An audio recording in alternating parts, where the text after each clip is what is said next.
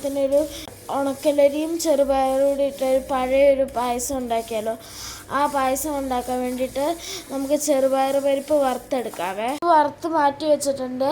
ഇനി നമുക്ക് ശർക്കര വെള്ളം ഒഴിച്ചിട്ട് ഉരുക്കാൻ വെക്കാവേ.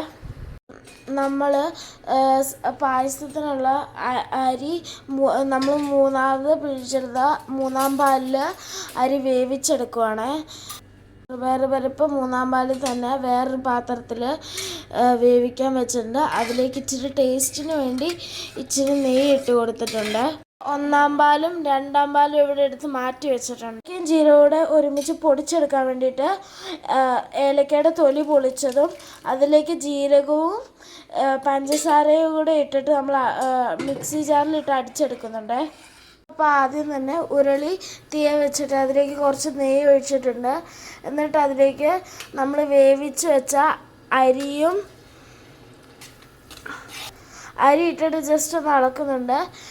എന്നിട്ട് അതിലേക്ക് നമ്മൾ വേവിച്ച് വെച്ച ചെറുപയർ പരിപ്പ് വേവിച്ചോടെ ഇട്ട് കൊടുക്കുന്നുണ്ട്. രണ്ടും കൂടെ ഇനി മിക്സ് ചെയ്യണേ.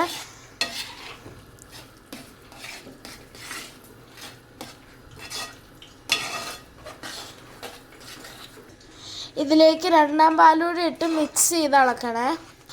അരിയും പരിപ്പും നല്ല രീതിയിൽ വെന്തതിന് ശേഷം നമ്മൾ ശർക്കര ഉരുക്കിയത് ഒഴിച്ചു കൊടുക്കുന്നുണ്ട്. അരിയും പരിപ്പും നല്ല രീതിയിൽ വെന്തതിന് ശേഷം മാത്രമേ ശർക്കര ഒഴിച്ചു കൊടുക്കാൻ പാടുള്ളൂ, അല്ലെങ്കിൽ അരിയും പരിപ്പും വേവത്തില്ല.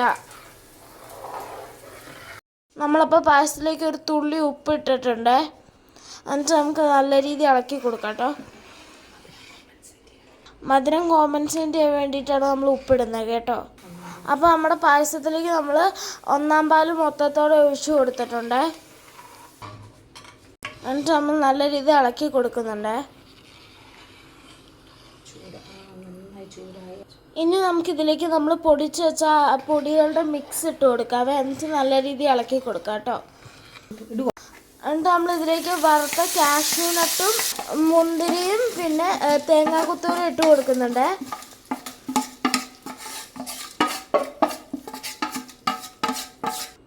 അപ്പം നമ്മുടെ പായസം ഇവിടെ റെഡി ആയിട്ടുണ്ട്.